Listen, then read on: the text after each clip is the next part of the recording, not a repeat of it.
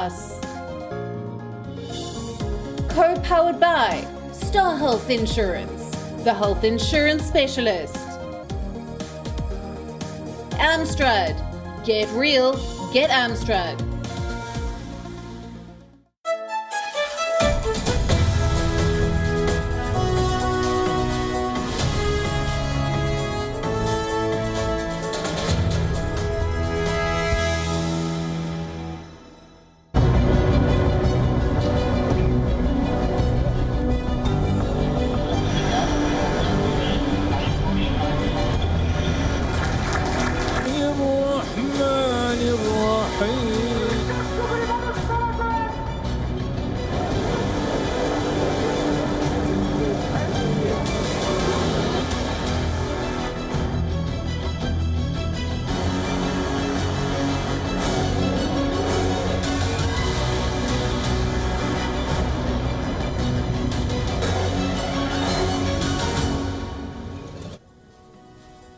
France is on high alert.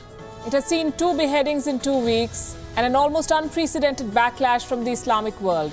President Macron has deployed thousands of troops to guard schools and places of worship in France. As Islamists across the world protest against him, the statements of hate from some leaders have not abated.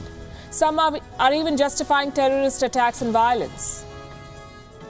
The fact is that no religion justifies murder or terror. No faith urges followers to kill, to avenge blasphemy. But facts are not fashionable these days. Rhetoric is. And some leaders are dishing it out.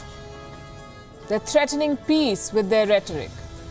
What happens in France is significant for the whole world. This country is trying to put constitution above religion. You could say Macron is trying to bring a French version of the Uniform Civil Code, one law for all.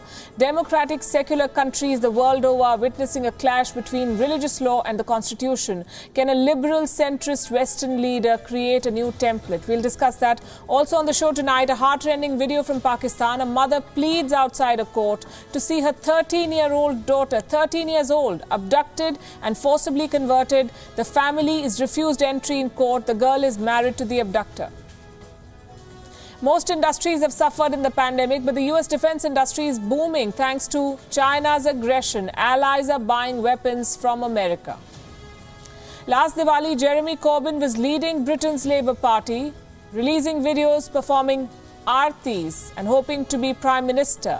This Diwali, he has been suspended from his party. We'll tell you why. And cinemas across the world are struggling to survive, but Japan's movie halls are packed thanks to one film that has broken all records. We'll tell you all about it, but we begin as always with Gravitas Global Headlines.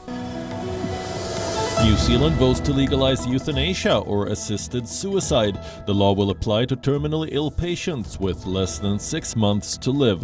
Both Prime Minister Jacinda Ardern and her opponent Judith Collins had supported euthanasia during the general elections. New Zealand will now join a handful of countries, like the Netherlands and Canada, which have approved the practice.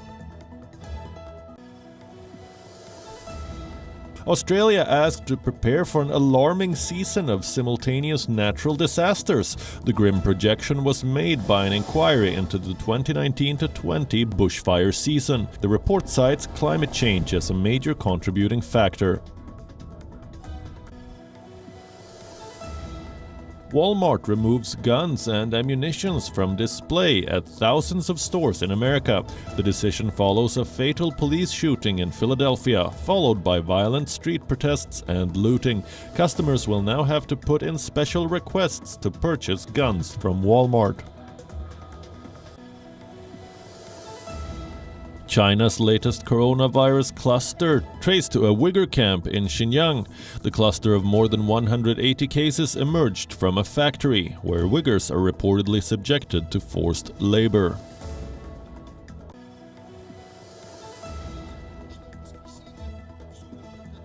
Belarusian strongman Alexander Lukashenko tightens his grip on power, shuts down borders, and names a new interior minister as he aims to curb the months-long street protests.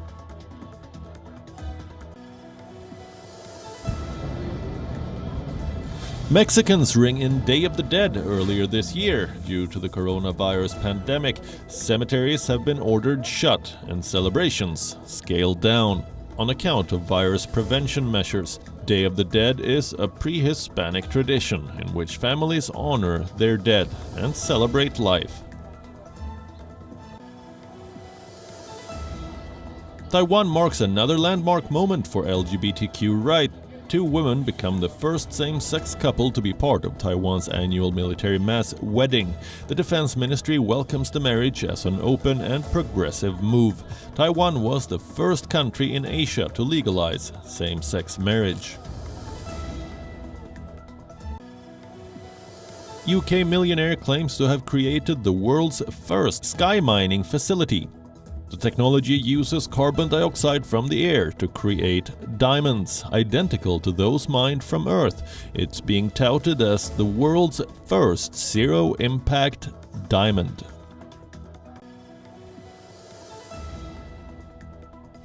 German tennis star Alexander Zverev has denied accusations of domestic violence by his ex-girlfriend Olya Sharipova.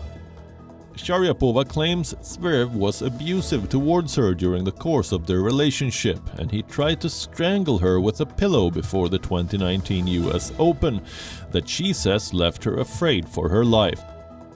Sharipova has also stated she is willing to take a lie detector test to back up her claims.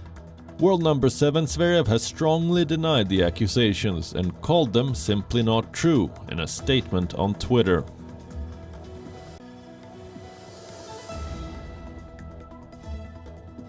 Jose Mourinho offered a scathing assessment of his French players after Tottenham Hotspur suffered a shock 1-0 defeat to Royal Antwerp in the Europa League. The Belgian hosts scored the only goal of the match on the half-hour mark and looked more likely to add to the scoreline. For Spurs, the likes of Gareth Bale and Dele Alli failed to impress, and despite making 4 changes at halftime, Tottenham were unable to salvage a draw. After the match, Mourinho didn't hold back in his criticism of his players and said that his future team selection will be very easy.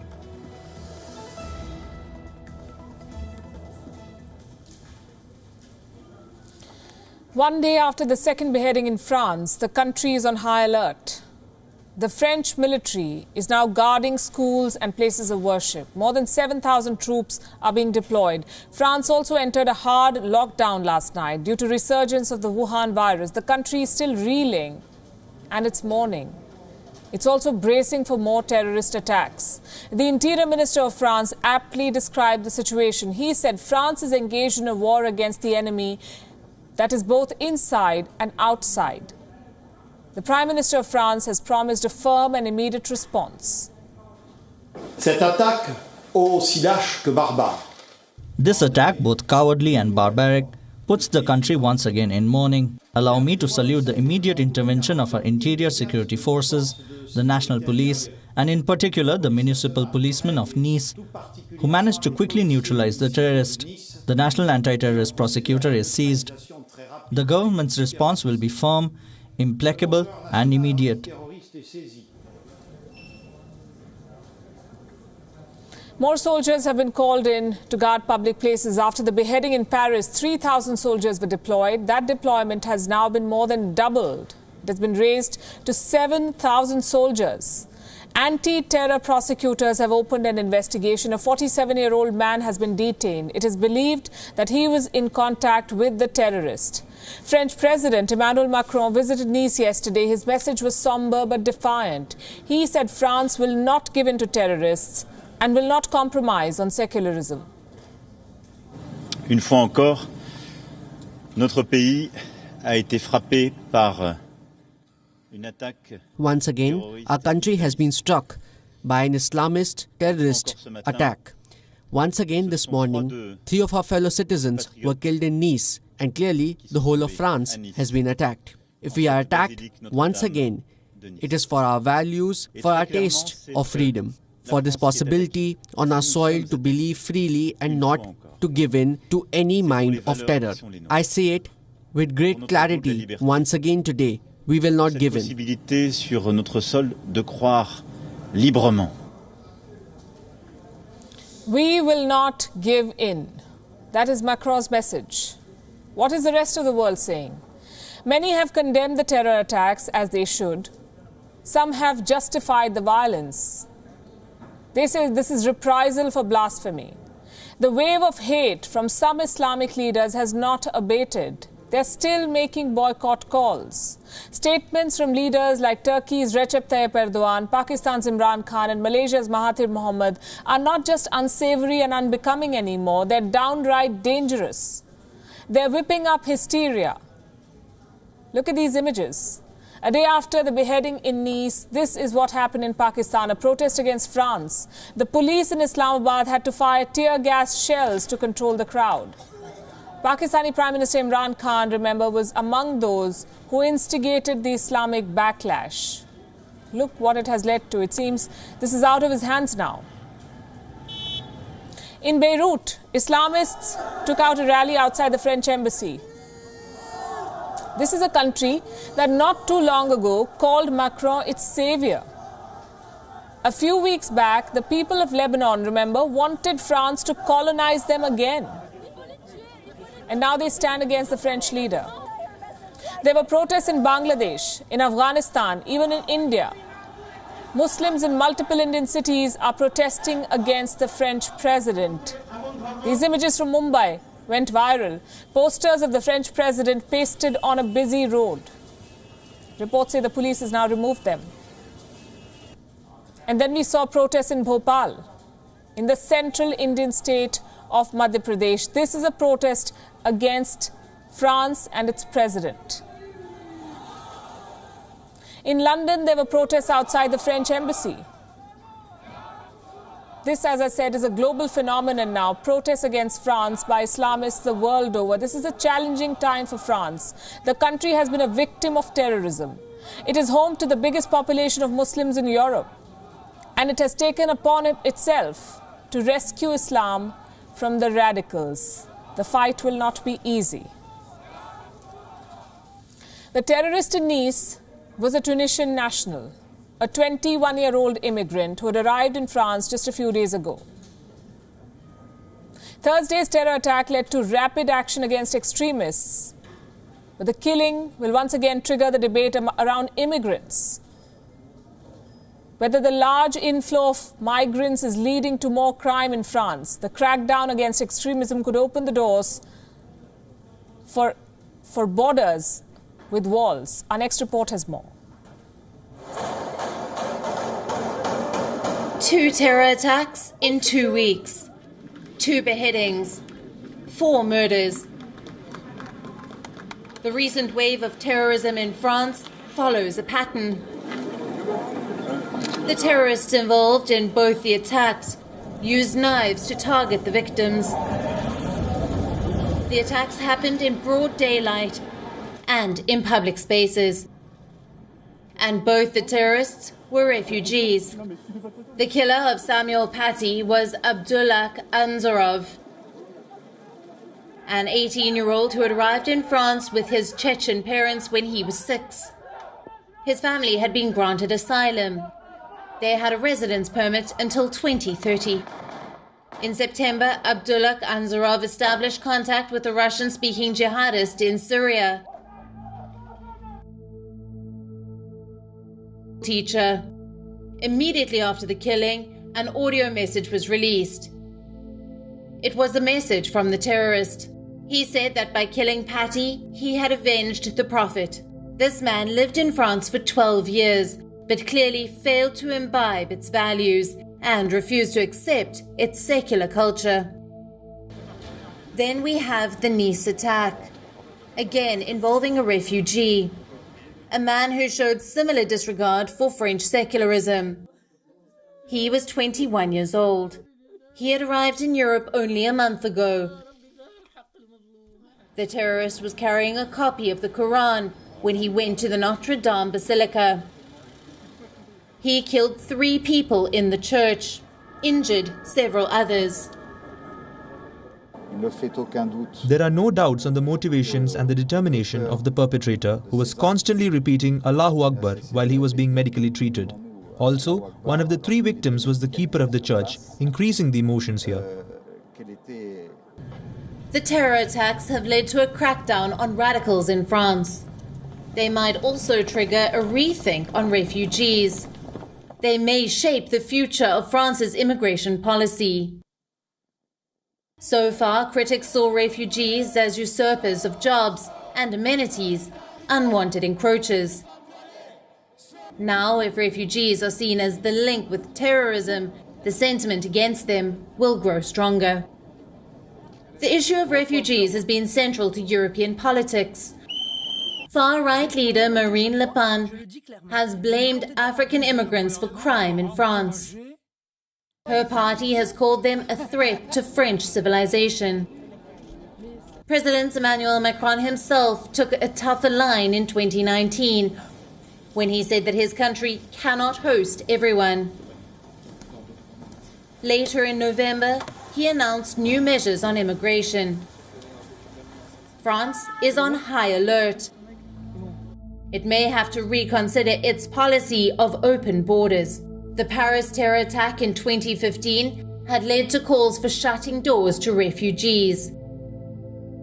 The 2020 beheadings involving refugees may reignite the debate. Bureau Report, WION, World is One. L'islam est une religion qui vit une crise aujourd'hui, partout dans le monde. Nous ne le voyons pas que dans notre pays. C'est une crise profonde qui est liée à des tensions entre des fondamentalismes, des projets justement religieux et politiques qui, on le voit dans toutes les régions du monde, conduisent à un durcissement social, y compris dans des pays où l'islam est la religion majoritaire.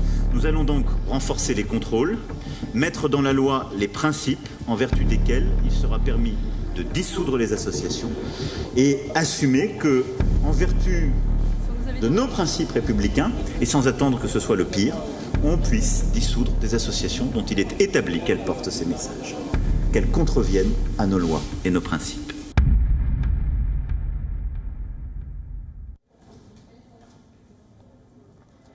It's a uniform civil code that Emmanuel Macron wants to introduce in France. He hasn't used this term, but he has laid out the details. He wants the French constitution to be above religion. He wants all French citizens to be equal before the law. Why has this triggered such a backlash? What implications will the French law have on other countries? Is Macron setting a precedent for secular democracies to follow? And why is the Islamic world opposing such progressive decisions? In the next 4 minutes, we shall try to understand. Let me start by talking about Macron's plan. What does he want to do? In December this year, his government plans to table a bill. They want to strengthen an old law, a law that was made in the year 1905, more than 100 years old. This law officially separated the church and the state in France. This law established state secularism in France. They call it laïcité. It was based on 2 important principles. 1, the neutrality of the state, and 2, the freedom of religious practice. What President Macron plans to do is amend the second principle. He says people have the right to belong to any faith, but they should not have the right to display religious affiliation in schools or public service. What does that mean? What will this new law do? It will increase scrutiny of religious communities, their source of funding, and their associations. Simply put, President Macron of France wants to scrutinize Islamic activities in his country. He wants to rescue them from radicalism. Listen to this. We are going to open a new path together. We are going to try together to build an organization that will allow us, I hope and I believe, to build an Islam of enlightenment in our country. That is to say, an Islam that can be at peace with the French Republic, one which respects all the rules of separation and allows all voices to be pacified. It is not the job of the state to structure Islam, but we must allow and accompany this emergence, starting by freeing Islam in France from foreign influences.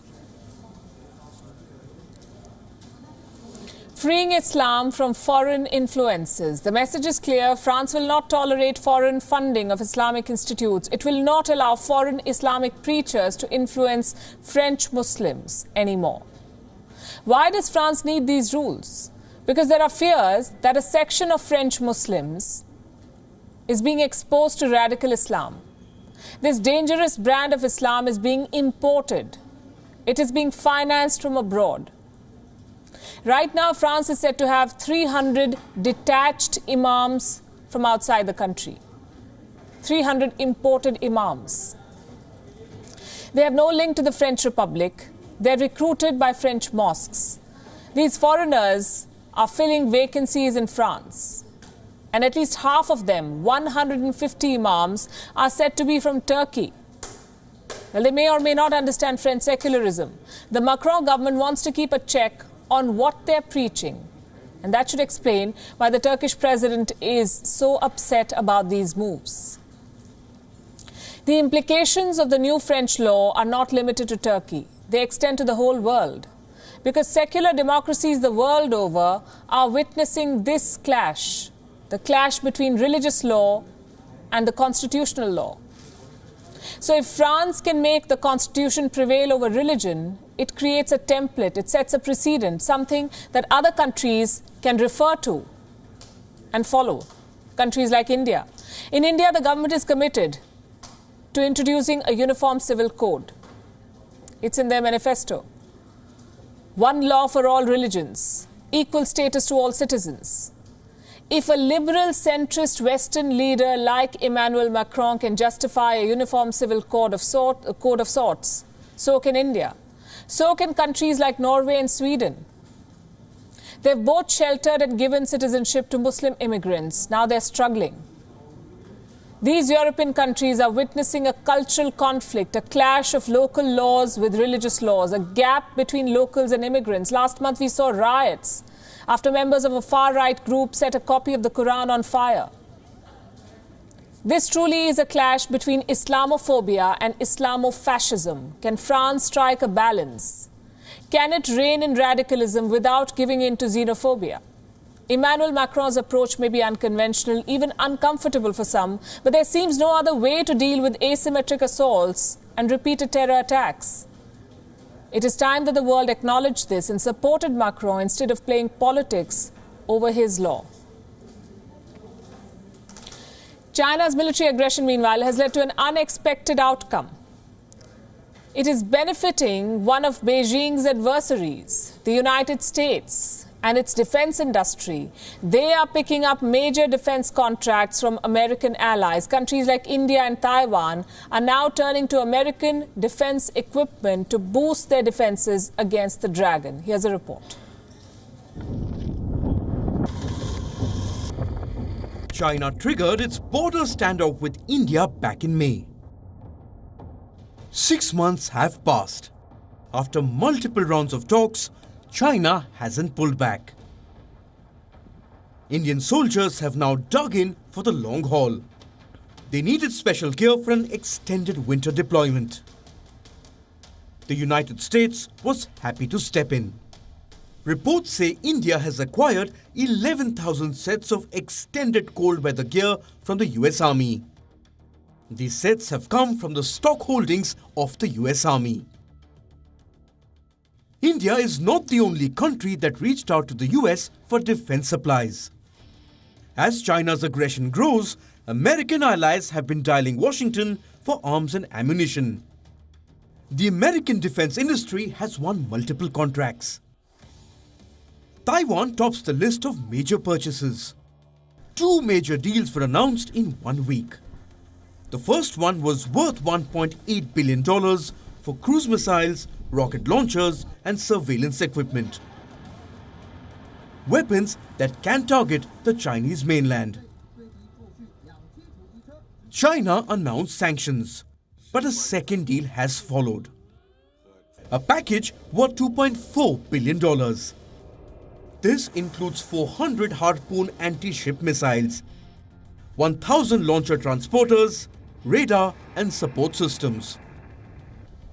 Taiwan has said American weapons will enhance its combat capabilities against the Chinese. The purchase of these weapons will enhance Taiwan's credible combat capabilities and asymmetric combat capabilities. This will also enhance our overall combat capabilities to contribute to maintaining peace and stability across the Taiwan Strait. The American government has steadily backed its defense industry. Lockdowns haven't affected major arms deals. In October, the US announced major arms sales to South Korea, Egypt, Finland, Romania and Taiwan. By May, the US State Department had approved weapon sales to India, Morocco and the Philippines. These deals were worth $2.2 billion. In addition to this, the UAE was given $150 million in blanket funds. This was to repair and support aircraft fleets.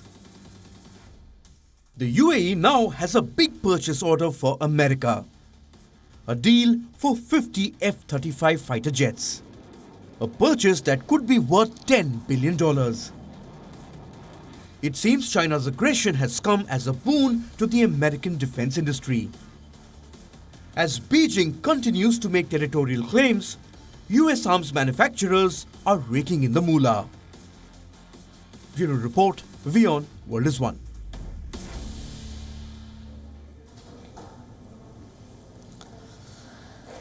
Let me tell you a story. It is set in the land of the pure, a land where terrorists roam freely, a land where ministers hail terror attacks in parliament. The leader of this land is quick to preach others on secularism and minority rights.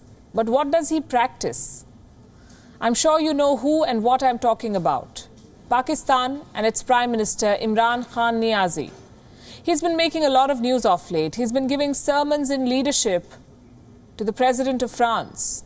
He's been trying to preach France about how minorities should be treated. He's always preached India on how to treat minorities. So we decided to take a look at how minorities in Pakistan are doing. Let's show you what we found. मसीह में सबको सलाम। मैं राजा लाल बात कर रहा हूँ। मैं corp साहब से अपील करता हूँ कि मेरी बच्ची के लिए दुआ करें और 13 साल बच्ची आजू को जिसको ज़बरदस्ती पकड़ के और मुस्लिम बना दिया गया है, मज़हब चेंज कर दिया गया है और उसके साथ निकाह भी कर दिया गया है और अभी तक बता ही नहीं रहे कि वो कहाँ पे क्या नहीं, जिंदा है मर गई कहाँ पे। कुछ तो बताएं हमारे को, तो पता चल सके, हमारे को भी तसल्ली हो सके। तो आपसे कॉप साहब से गुजारिश है कि हमारे लिए दुआ करें और खुदावन आपको भी बरकत दे। Please please please. The man you just heard from is Raja Lal, the father of Arzu Raja, a 13-year-old Christian girl who has been missing since the 13th of October. She was abducted in broad daylight outside her house in Karachi's railway colony. The local police say that she has converted to Islam of her own free will, and she has married a man who is 44 years old, her abductor, a man called Ali Azhar, a 13-year-old girl. The police say they have proof, a court affidavit of free will of a 13-year-old. Her parents say this was signed under duress. The police says it wasn't. They're not even paying heed to the fact that this is a teenager, a minor. Let us show you her birth certificate, date of birth July 2007. The evidence is undeniable, but the Karachi police is in denial. And that's not even the worst of it. On the 27th of October, that is Tuesday, the Sindh High Court validated Arzu's marriage to her abductor. A court validated this marriage, child marriage. This court gave full custody of the victim to her abductor. If you can't believe this, then you have to see what comes next. These images. The woman you see is Arzu's mother during the court hearing in Karachi. She was not allowed inside the courtroom. She begged and cried as the court made a mockery of the law. What I'm going to show you now is very disturbing, but you must watch it so that you know what minorities suffer in Pakistan. Take a look. मिलने दे, माँ को मिलने दे please, माँ को मिलने दे please, माँ को मिलने दे, माँ को मिलने दे, उस बच्ची को माँ को मिलने दे प्लीज, माँ को मिलने दे बच्ची को। आज मम्मा के पास आना मम्मा।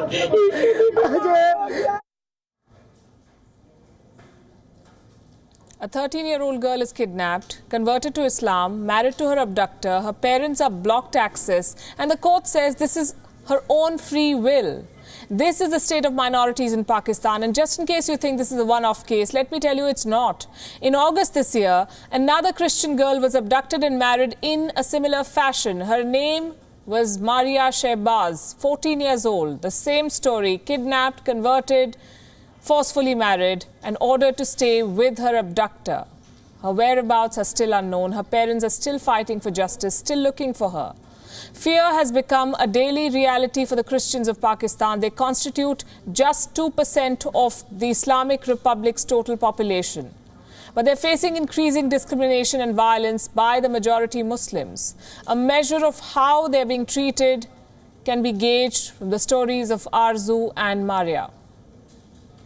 Two minority girls failed by the judicial system of Pakistan, a system where judgments are passed based on Islamic interpretation of the law, as the government of Pakistan chases wrong priorities, panders to extremists, and lectures other countries on how to treat minorities.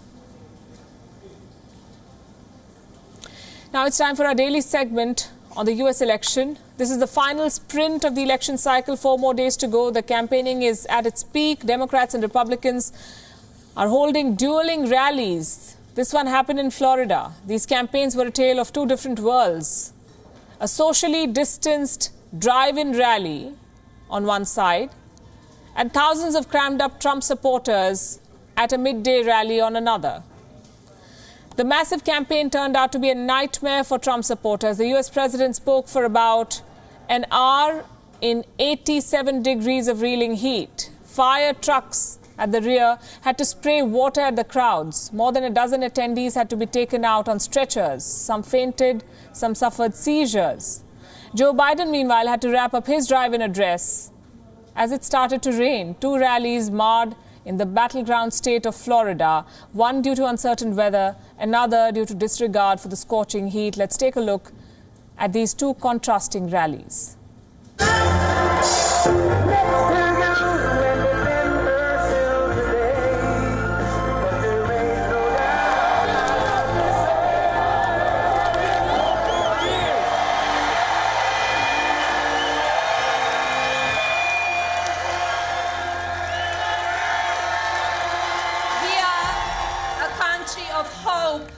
Not a country of fear or weakness.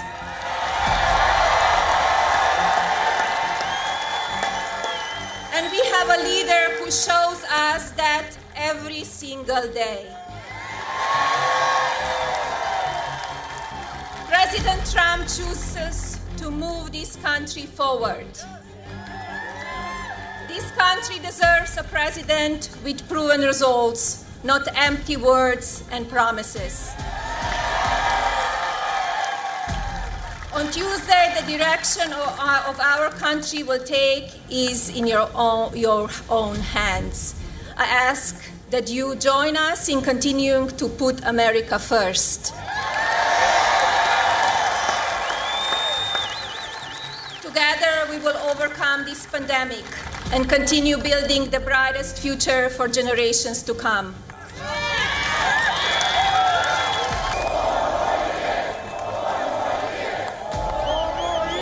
Look at that. Oh, are they doing that on purpose? Are they friend or foe? I don't know, I actually felt good. I felt water on my face. I said, where the hell is that? Biden wants to terminate our travel bans and surge refugees from the most dangerous places in the world. He will open the floodgates to radical Islamic terrorism. And you saw what happened 3 days ago, the beheading in France, and today it happened again. And we give our warmest regards to President Macron, a friend of ours, a friend of mine, a friend of the First Lady. They're two great people. First Lady of France is a great woman. Under the Biden plan, the horrifying attacks in France will come to our cities and our towns. And I don't want to speak too loudly about this, and I knock on wood. This is real wood, you know? You have to vote. You have to vote because while Donald Trump fails to condemn white supremacy, we can deliver on racial justice. Donald Trump, he doesn't believe there's any such thing as systemic racism as a problem. He won't even say Black Lives Matter. Well, you know and I know Black lives do matter, and so do others. That's why this season of protests has broken out all across the nation. President Trump can't advance democracy and human rights for the Cuban people or the Venezuelan people, for that matter, when he has embraced so many autocrats around the world, starting with Vladimir Putin and Kim Jong-un of North Korea. Trump is the worst possible standard bearer for democracy. Got to make the world go round. Got to make the world now. You people. Remember Jeremy Corbyn, the erstwhile leader of the UK's Labour Party, the man infamous in India for his activism on Kashmir, the man accused of sympathising with Hamas terrorists, the man accused of harbouring anti-Semitic sentiments. Well, he's now been suspended. This time last year, he was the prime ministerial candidate in Britain. Now he's been suspended from the Labour Party. What happened? Let me give you the long answer first. Jeremy Corbyn has been suspended for seeking to deflect blame away from himself after a report found that under his leadership, the Labour Party was responsible for unlawful harassment and discrimination. Now let me give you the short answer. Jeremy Corbyn has been suspended for overreacting to an anti-Semitism report. The report in question has been released by the Equality and Human Rights Commission. It was published on Thursday. It found the Labour Party responsible for 3 breaches to British Equality Act of 2010 under Corbyn's leadership. 1. Political interference in anti-Semitism complaints. 2. Failure to provide adequate training to those handling anti-Semitism complaints. And 3. Harassment. Now, as soon as the report was released, Mr. Corbyn put out a Facebook post. He washed his hands off all charges. Allow me to quote from what he said. I strongly contest the political intervention to suspend me. A false impression has been created of the number of members accused of anti-Semitism. That is what has been overstated, not the seriousness of the problem. He's calling it political intervention. Now listen to the statement by Labour Party's current leader, Keir Starmer. I found this report hard to read, and it is a day of shame for the Labour Party. We have failed Jewish people, our members, our supporters, and the British public. And so, on behalf of the Labour Party, I am truly sorry for all the pain and grief that has been caused. To Jewish people, our Jewish members, our long-standing Jewish affiliate JLM, to the people driven out of our party, the Jewish members driven out of Parliament. Those that deny there's a problem are part of the problem. Those that pretend it's exaggerated or factional are part of the problem. And under my leadership, we will have zero tolerance of anti-Semitism. Under my leadership, we will accept this report in full, recognise the hurt that's been caused, and act on the recommendations with speed. And he acted with speed. Jeremy Corbyn stands suspended. He will soon face an investigation, but he also stands firm on his position. Mr. Corbyn is planning to challenge his suspension. He has asked his supporters within the Labour Party to gear up for a fight. What I'll be doing is appealing to the party and those that have made this decision to kindly think again. All I've done is pointed out that this terrible issue of anti-Semitism does exist, and anyone that has anti-Semitic views has no place in the Labour movement or the Labour Party, and we have to deal with it. That is why I set up a process to deal with it. I've explained what I said. I've explained what I meant by it. I am not diminishing or minimising the issue of anti-Semitism. It is serious, it is real, it does exist. And indeed, I've said very bluntly to a number of people over the past few years who've said to me, well, it doesn't exist. I said it does exist and it's got to be dealt with, and I am determined to make sure it is dealt with.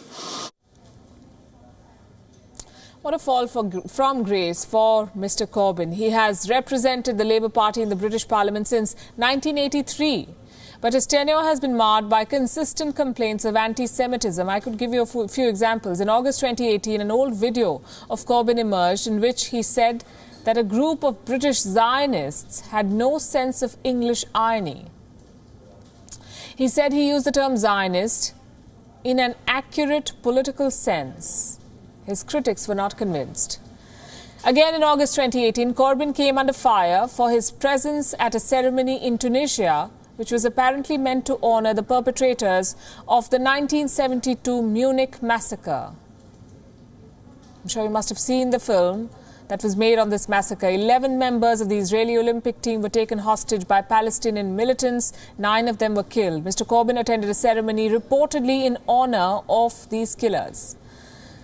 And again in 2018, Jeremy Corbyn was criticised for sending an apparently supportive message to the creator of an anti-Semitic mural. He later clarified that he had not looked at the mural properly. Well, we hope he has taken a good look at his suspension letter. What if it's for a lifetime?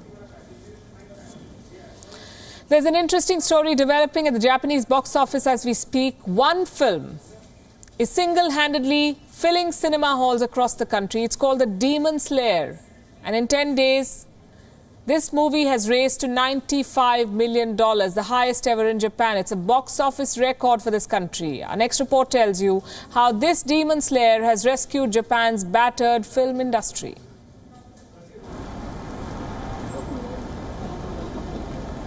The Japanese are swarming movie theatres. Full houses in the middle of a pandemic. This new frenzy is all thanks to one movie, Demon Slayer.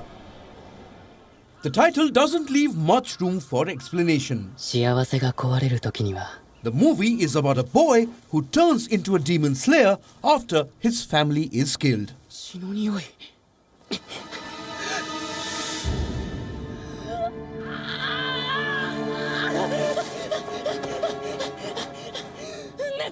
Since its release, the movie has also been slaying at the box office.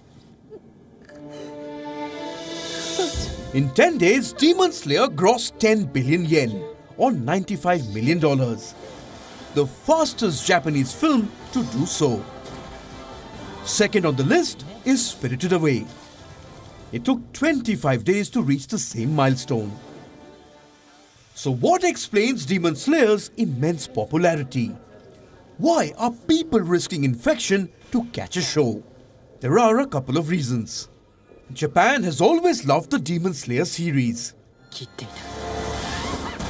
It first emerged as a comic in 2016. The publishers ended up selling more than 100 million copies. In 2019, Demon Slayer came to television. It was an immediate success. So much so that Netflix bought the streaming rights, turning Demon Slayer into a global phenomenon. So while the movie's box office numbers seem staggering, it was along expected lines. The lack of competition has also helped. Big-ticket movies like James Bond and Fast and Furious were delayed. Japanese moviegoers were eagerly awaiting for a release. And along came Demon Slayer. Total concentration! Water breathing! In the first 3 days of screening, it raked in $44 million.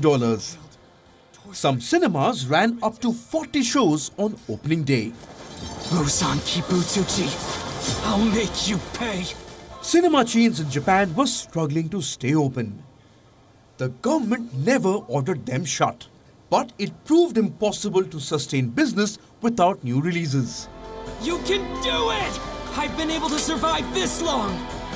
I know I have what it takes! Demon Slayer's glorious run at the box office is bound to end soon. What happens then? Enter merchandise. Retail chains are capitalizing on the craze. Demon Slayer themed merchandise is disappearing off the shelves. Clothes, toys, stationeries, and even food. The Demon Slayer has saved Japan. But what about the rest of the world? Unfortunately, the forecast is not so rosy. India recently opened its cinema halls, but the response has been lukewarm. Hollywood is dealing with a whole different issue. Americans are losing interest in theatres. They would much rather prefer to stay home and stream the content. This reflects in the numbers as well. Netflix annual revenue is more than the US box office collections. Major cinema operators have seen $7 billion of market capital vanish. As the lockdown stretches on, the question is not whether people will watch movies. It's whether they will still go to cinemas to watch them. Bureau Report, WION World is One.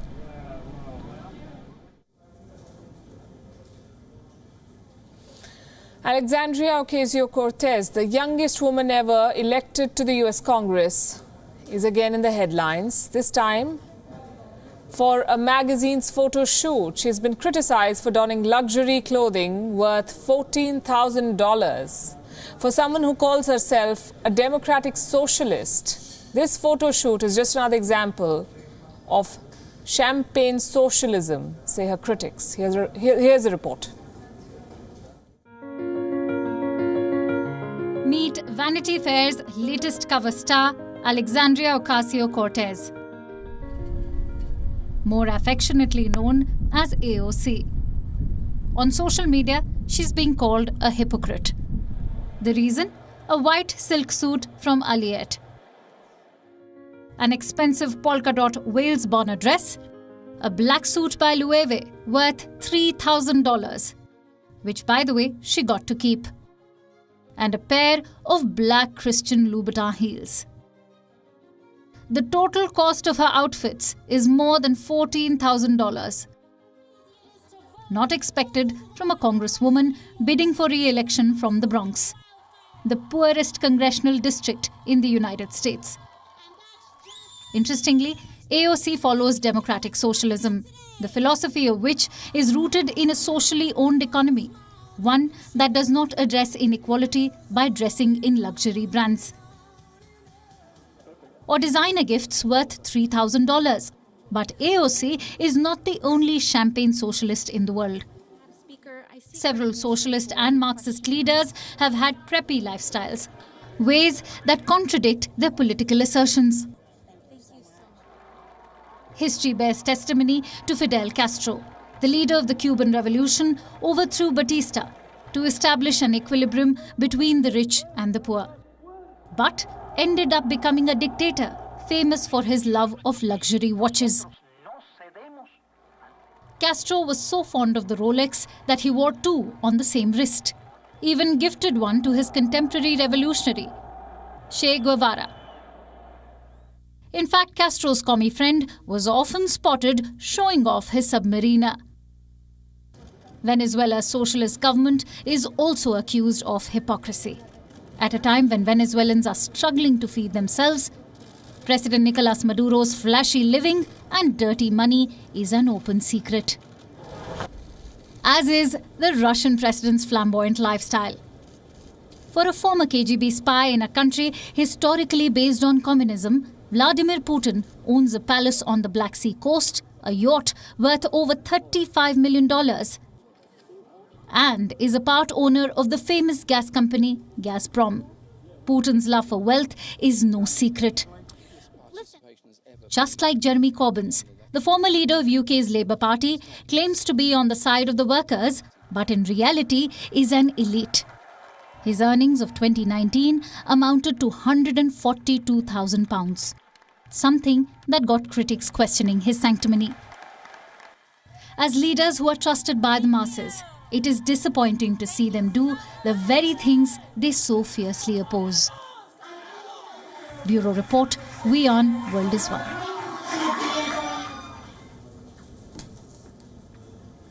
With that, it's a wrap. We're leaving you with Gravitas Images. Thanks for watching. Have a good weekend. We'll see you on Monday.